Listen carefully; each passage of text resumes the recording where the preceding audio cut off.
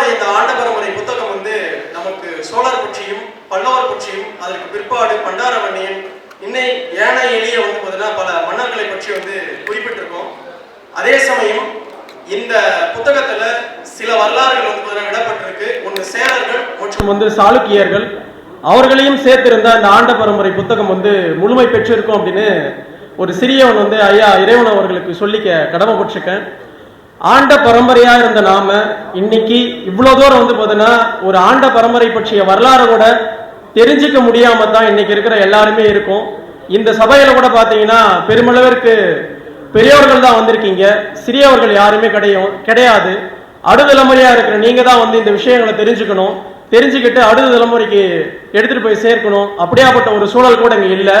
பெருமளவிற்கு பெரியவர்கள் மட்டுமே வந்திருக்கிறது ஒரு பெரிய மன சங்கடம் தான் எனக்கு.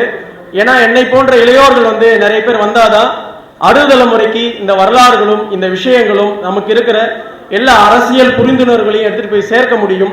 அப்படியாப்பட்ட ஒரு விஷயத்த நாம மீண்டும் மீண்டும் அடுத்த தலைமுறைக்கு பெரியவராக இருக்கிற நீங்களும் வந்து எடுத்துட்டு போய் சேர்க்கணும் அப்படின்னு கேட்டுக்க விரும்புறேன். இந்த நல்ல வேலைகளை இப்படி ஒரு சின்ன ஒரு வாய்ப்பு கொடுத்ததுக்கு ஐயா இறைவன் அவர்களுக்கு பெரிய நன்றியை தெரிவிச்சுக்கிறேன். அதே போல சமூகத்துடைய பெரிய முன்னோடிகள் இருக்கிறாங்க. நான் வந்ததுலேயே நான் பேசுறதுலேயே நான் தான் சின்ன பையன் நினைக்கிறேன். எனக்கு இது பெரிய மகிழ்ச்சி, பெரிய விஷயம். முதல் மேடையா நான் இதை பார்க்குறேன். முதல் மேடையில் உங்களை எல்லாரையும் சந்திச்சது பெரிய சந்தோஷம். அதே போல தங்கை ஒருவர் வந்து 2 கோல்டு மெடல் பெற்று வந்திருக்காங்க அடுத்த தலைமுறையா. கண்டிப்பா அவங்களுக்கு பெரிய வாழ்த்துக்கள். அடுத்த தலைமுறை வந்து அதுவும் முக்கியமாக பெண்கள் வந்து கல்வியில பெரும்பகுதியா போறது மிகப்பெரிய சந்தோஷம். ஒரு 2 வருடங்களுக்கு முன்பு தான் ஒரு பெண் வந்து IAS ஆயிருக்காங்க, ஐஸ்வர்யா அப்படின்னு சொல்லிட்டு. தற்பொழுது தூத்துக்குடியில வந்து IAS பணியாற்றி இருக்கிறாங்க.